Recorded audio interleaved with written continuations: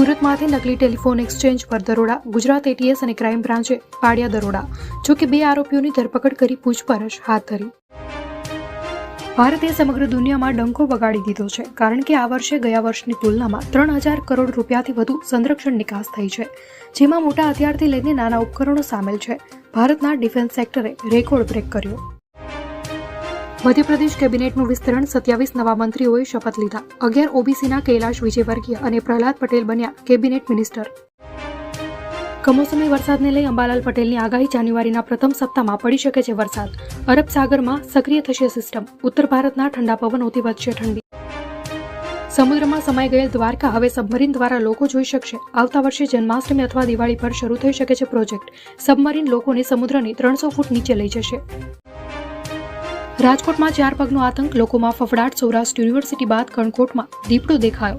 One વિભાગે દીપડાને પાંજરે પૂરવા કામગીરી હાથ ધરી. બુલેટ ટ્રેનના તમામ 12 સ્ટેશનો ખાસ રીતે ડિઝાઇન કરવામાં આવશે. સુરતના સ્ટેશનને અંદર અને બહારથી હીરાની ચમક દર્શાવતી થીમ હશે. આણંદ સ્ટેશન અંદર અને બહારથી દૂધની થીમ પર બનાવવામાં આવશે. અમદાવાદમાં કોરોના કેસની સંખ્યા 33 પર પહોંચી ગઈ છે. વધતા કેસ વચ્ચે તંત્ર એલર્ટ મોડ પર જોવા મળી રહ્યું છે. હોસ્પિટલોમાં બેડ, ઓક્સિજન અને દવાની વ્યવસ્થા કરાઈ. મધ્યપ્રદેશમાં 28 નેતાઓએ લીધા મંત્રી પદના શપથ. રતલામ સીટ પરના ધારાસભ્ય છે ચૈતન્ય કશ્યપ. ચૈતન્ય કશ્યપ પાસે 294 કરોડ રૂપિયાની સંપત્તિ, તેવું સૂત્રોએ કહ્યું. અયોધ્યા રામ મંદિરના નિર્માણમાં સમગ્ર દેશની ભાગીદારી જોવા મળશે. મંદિરના નિર્માણમાં અનેક પ્રાંતોના કારીગરોએ તેમની કારીગરી બતાવી. 14 દરવાજાના નિર્માણ કાર્યનું લાકડું મહારાષ્ટ્રના જંગલોમાંથી આવ્યું છે.